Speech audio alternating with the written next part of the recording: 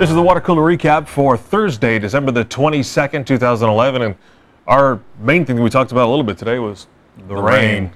It's been pounding us here in the studio. It doesn't look like it's going to stop anytime today. Yeah, so keep an eye out for it. We're expecting everyone's pretty much under a flash flood watch for the next well, pretty much the rest of the day. But it encapsulates all of the North Alabama area. So be careful of that, especially if you're out on the roads today. We want to say congratulations to Dr. Morrow, Dr. Keith Morrow. His name was Keith, right? Yes. Yes, okay, just double checking. Keith Morrow is a doctor in Hackleburg who also treats patients in Phil Campbell. And what you're seeing there is pretty much all that was left of his practice in Hackleburg when the tornadoes hit last April. He has been named the Country Doctor of the Year. Congratulations. It's pretty amazing. He did a great job sticking by the community, staying there, restarting his practice. Would have been the perfect time to move on or to retire, and he stuck it out. So he'd been there for more than 20 years, and he just kudos no to way him. he was leaving. So yeah. Kudos to Dr. Morrow. Thanks very much for your service. I'm not sure congratulations is the right word for this guy. he was very enterprising, but he was. Yes, he was. Apparently, a young man by the name of Jeffrey Barton drove up to a local car dealership in a used CRV, Honda CRV, and decided he wanted to trade it in on a new car. Kind of wanted a Mustang, you know, and dealership starts talking to him. He picks out a used 2005 red Mustang convertible GT, takes it for a test drive where they're checking over his CRV and doesn't come back. So the dealership calls the police, says someone just stole a car from us.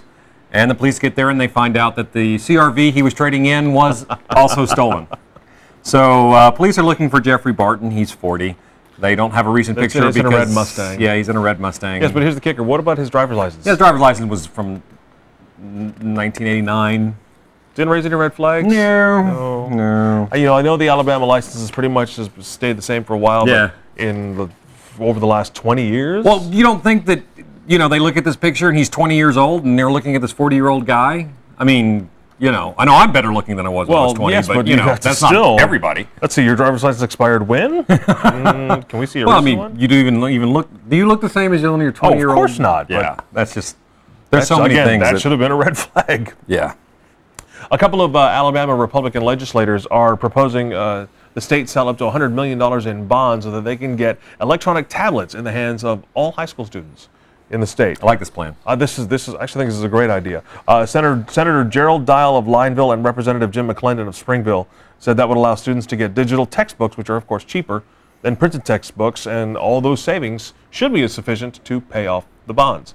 And they're textbooks are expensive. Right. They're also suggesting that the students then could do their homework and maybe even take tests, which could, of course, again, reduce the amount the school spends on paper, which is a ton. I honestly, I'm looking for places to poke holes in this one. I think it's a great project. If they get the right security on it and the right tablets and they really do their research and make sure they've got a good package together that's going to work for everybody across the state, I think it's great. I think the biggest drawback. Save trees. You know, I think the biggest drawback is the number of smaller counties in the state of Alabama that still don't have high bandwidth internet. I think that's the biggest problem that's going to happen. You're correct. Also wanted to mention this, that there is a chapter of Rolling Thunder organizing here in the North Alabama area. Rolling Thunder is a club, not a motorcycle club, although most of their members do ride motorcycles, that try to publicize the POWMIA issue.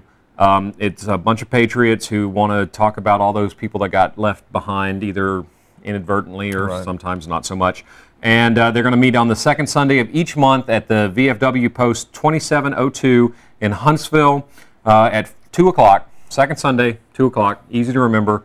If you have any interest in that at all, please show up. We'll have more on the show about this. We're trying to get the organizers on the show to talk about it. This is something that's close to us and our bosses and owner. So you'll hear more about this. If you hit us up on our Facebook page, we'll be sure to we'll send you that information. Absolutely. That way.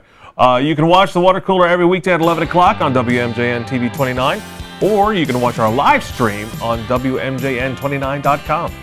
Don't forget to look us up on Facebook. Just do a search for The Water Cooler. We should be the first one there. I hate that Christmas card.